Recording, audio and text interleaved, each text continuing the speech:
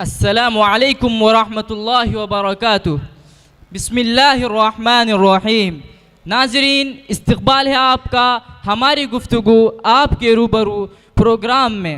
ناظرین، اسلام ایک جامع اور مکمل نظام حیات کا نام ہے، اور اسلامی قوانین دنیا میں امن و امان کا ضامن ہے اور دنیا سے فساد و بگاڑ کو ختم کرنے کا واحد سبب۔ اسلام بنو نوع انسان کے زندگی کی تمام شعبوں میں اس کی رہنمائی کرتا ہے، صلاح و فلاح کے راستے پر چلاتا ہے، فساد و بگاڑ کے طریقوں سے انسانیت کو بچاتا ہے۔ چونکہ اسلام دنیا کا واحد سچا مذہب ہے، اس لیے اعدائے اسلام اور طاغوتی نظام کے کارندے بھیس بدل کر اسلامی قلعے کی مضبوط دیواروں میں نقب زنی کی کوشش کرتے ہیں۔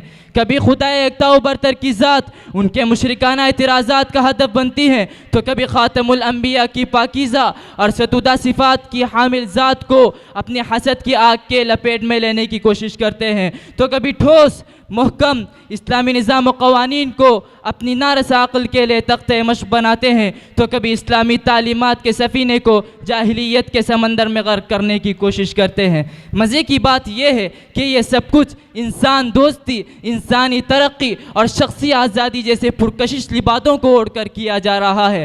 اسی میں سے ایک اہم مسئلہ پردہ ہے۔ ایک طرف مذہب اسلام اسے عورتوں کی عفت و پاک دامنی کا ذریعہ قرار دیتا ہے، تو دوسری طرف روشن خیال طبقہ اسے عورتوں کی آزادی کے لیے سب سے بڑی رکاوٹ سمجھتا ہے، اور ان کا یہ بھی کہنا ہے کہ اگر عورتوں کو ترقی کرنی ہے تو انہیں ان حجابات سے گریز کرنا ہوگا۔ ناظرین، آج کے اس پروگرام میں ہم دیکھیں گے کہ اصل مسئلہ کیا ہے۔ کیا پردہ عورتوں کی عفت و پاک دامنی کا محافظ ہے یا ان کی خود مختاری پر قید لگانے والا؟ کیا پردہ عورتوں کے حق میں رحمت ہے یا ان کے حق میں زحمت؟ اگر رحمت ہے تو کیسے، اور اس کے عقلی اور نقلی دلائل کیا ہیں؟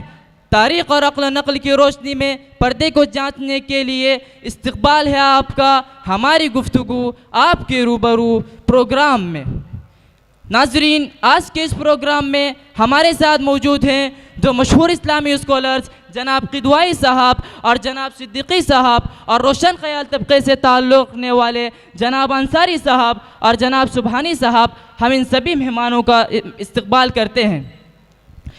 تو سب سے پہلے ہم جناب قدوائی صاحب سے پوچھنا چاہیں گے کہ آپ ہمیں بتائیے پردہ ہے کیا چیز، اور اسلام میں اس کا کیا حکم ہے، اور پردے کا کیا مقصد ہے؟ دیکھیے سیدی صاحب، انسانی زندگی میں تمدن کو بہت بڑا مقام حاصل ہے، اور مرد و عورت کا تعلق تمدن کی بنیاد ہے۔ لہذا ایک صالح تمدنی سماج و معاشرے کے لیے یہ بے حد ضروری ہے کہ مرد و عورت کے درمیان پائے جانے والے تعلق کو صحیح تناسب کے ساتھ قائم کیا جائے۔ اگر اس تناسب میں بے اعتدالی پائی گئی تو صدیوں تک اس سماج و معاشرے کو تلخ نتائج بھگتنے پڑتے ہیں، اور اگر اعتدال اور توازن برابر رہا تو وہ سماج اپنی پاکیزگی میں جنت نشان بن جاتا ہے۔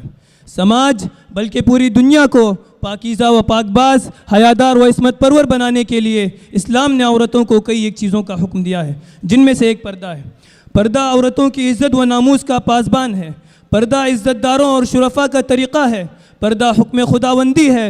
قرآن میں اللہ کا ارشاد ہے، وَقُلْ لِلْمُؤْمِنَاتِ يَغْضُضْنَ مِنْ أَبْصَارِهِنَّ وَيَحْفَظْنَ فُرُوجَهُنَّ وَلَا يُبْدِينَ زِينَتَهُنَّ إِلَّا مَا ظَهَرَ مِنْهَا وَلْيَضْرِبْنَ بِخُمُرِهِنَّ عَلَى جُيُوبِهِنَّ۔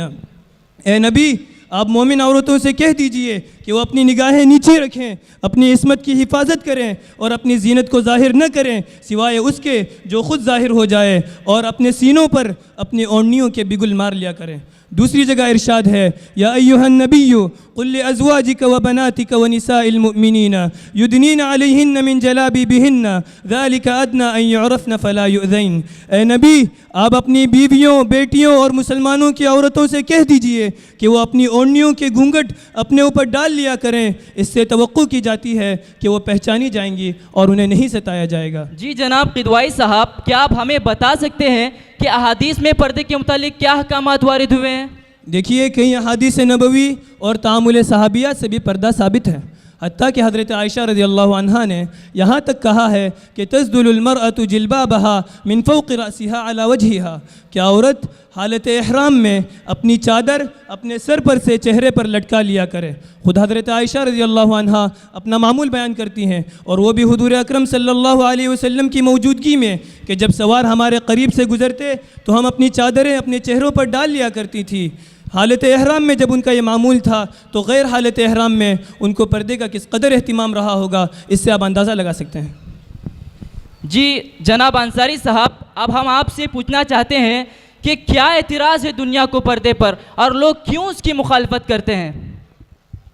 جی سب سے بڑی وجہ جس کی وجہ سے ہم پردے کی مخالفت کرتے ہیں وہ ہے عورتوں کی آزادی میں رکاوٹ. اس پردے کی وجہ سے عورتیں مردوں کی طرح آزاد نہیں رہ سکتی، مردوں کی طرح ترقیوں کے زینوں پر چڑھ نہیں سکتی. تجارت ہو کے معاملات، سیاحت ہو کے سیاست، تعلیم ہو کے تعلم، ہر میدان میں عورت بچھڑ جاتی ہے. ارے بھائی، جب مرد بھی اللہ کی مخلوق ہے اور عورت بھی اللہ کی مخلوق ہے تو کیوں نہ دونوں کے درمیان مساوات قائم ہو؟ کیوں عورت کو کولہو کا بیل بنایا جاتا ہے؟ کیوں اس کی زندگی اپنے محدود دائرے میں چکر لگانے کے لیے مجبور ہوتی ہے؟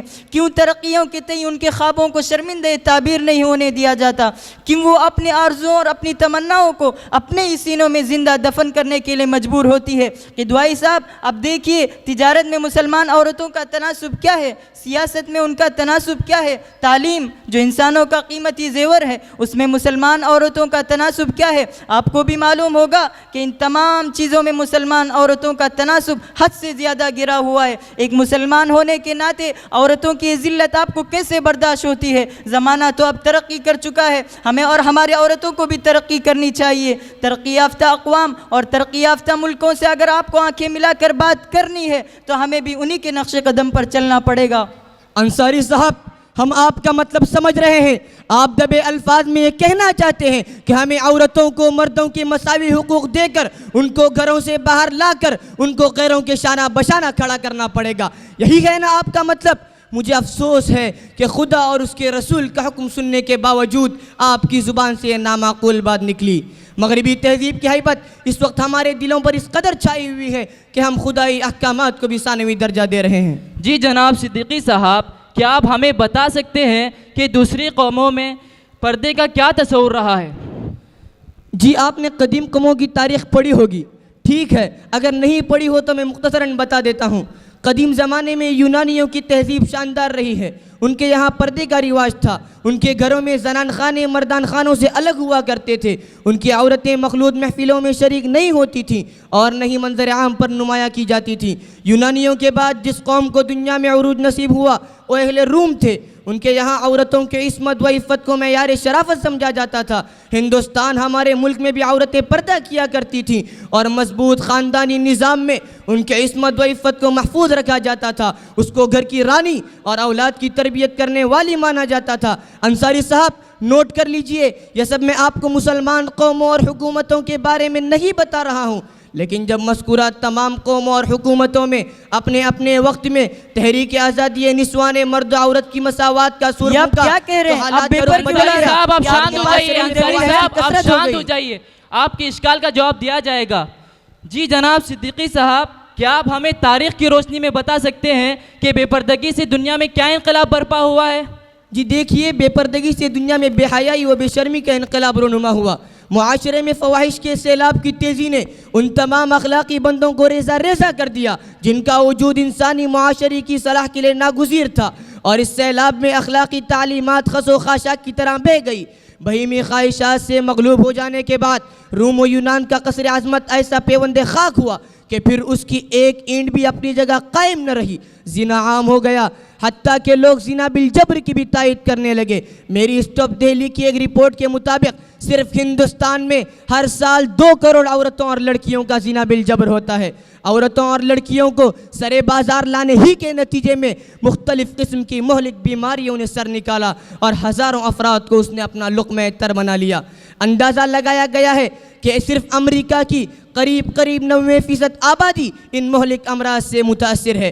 ضبط ولادت اور اسقاط حمل جیسی برائیاں اتنی عام ہو گئی کہ جنگ عظیم کے موقع پر فرانس کو شرح پیدائش میں کمی کی وجہ سے پریشانی کا سامنا کرنا پڑا. مزید برآں خاندانی نظام تہس نہس ہو کر رہ گیا. حسب و نسب ایک محمل سا لفظ سمجھا جانے لگا. نوبت یہاں تک پہنچی کہ ہندوستان جیسے متمدن و مہذب ملک میں بھی مردوں کو مردوں کے ساتھ اور عورتوں کو عورتوں کے ساتھ تعلق قائم کرنے کی خود سپریم کورٹ نے اجازت دے دی. اب آپ ہی بتائیے, میں نے چند ملکوں کا ماضی اور حال اور آزادی نسواں کے خوشنما نعروں سے پہلے اور اس کے بعد کے حالات آپ کے سامنے رکھے ہیں. آپ عقل مند ہیں, فیصلہ اب خود کر لیجئے کہ کیا عورتوں کے حق میں ہر جگہ بے پردہ ہو کر مردوں کی طرح رہنا بہتر ہے, یا اسلامی تعلیمات کے مطابق نسل کی تربیت اور گھر بار کی ذمہ داری سنبھالتے ہوئے اپنے گھروں میں رہنا زیادہ بہتر ہے.